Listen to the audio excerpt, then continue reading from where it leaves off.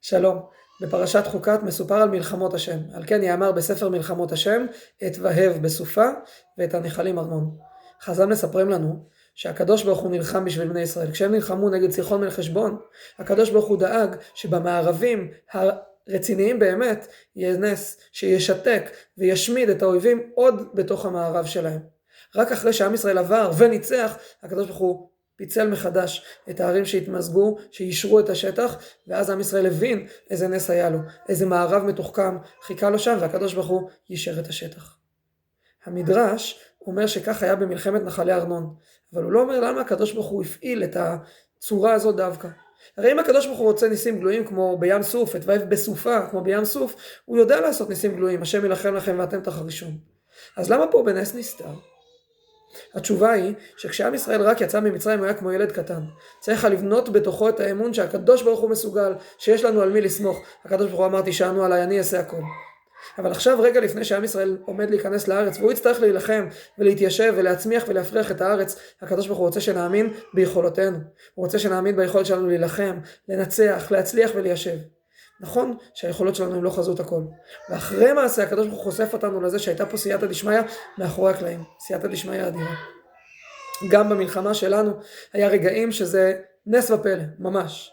והיו רגעים שהקדוש ברוך הוא נתן לנו להרגיש שזה הטייסים שלנו ואנשי המודיעין שלנו ואנשי השריון והחי"ר שלנו, הם עושים ומצליחים, בצדק.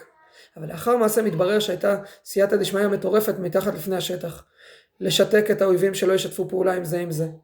להצמיח הזדמנות דיפלומטית כזו שעולה מנהיג של מעצמה אמריקנית שנותן לנו הזדמנות, והנה עינינו הרואות כמה זה לא מובן מאליו שהוא איתנו על מלא. ויש רגעים שהקדוש ברוך הוא אומר, עצור סוסים, עשיתם די, שמחתם על עצמכם ושמחתם עליי, ועכשיו אני רוצה לעצור אתכם שם, אני רוצה שתתמקדו בכאן, במה שבכוחכם לעשות. איפה שהייתם מסוגלים להילחם ביחד, הגעתם להישגים מדהימים. ואיפה שאתם מגמגמים ביניכם, אני לא רוצה לתת לכם את ההזדמנות להצליח ברחוק.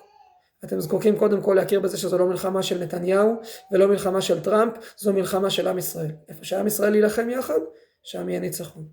והאמת שאיפה שעם ישראל נלחם יחד, זה לא מלחמה שלו, אלה מלחמות השם. על הטוב כנגד הרע, על האור כנגד החושך.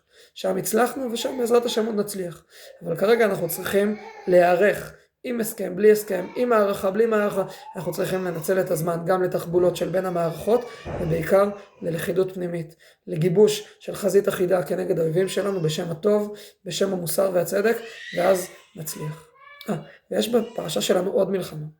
מלחמה אחרי שויש ממנו שבי, אחרי שלקחו מאיתנו שבויים, אנחנו יוצאים להילחם ומצליחים. הסייעתא דשמיא היא מלאה, בלי ניסים שנמצאים מתחת לפני השטח, מאחורי הקלעים. כי כשאנחנו נלחמים מתוך אחריות הדדית, מתוך ערבות הדדית, ואכפתיות זה לזה, מתוך אחווה, שם הניצחון מובטח. הקדוש ברוך הוא איתנו על מלא.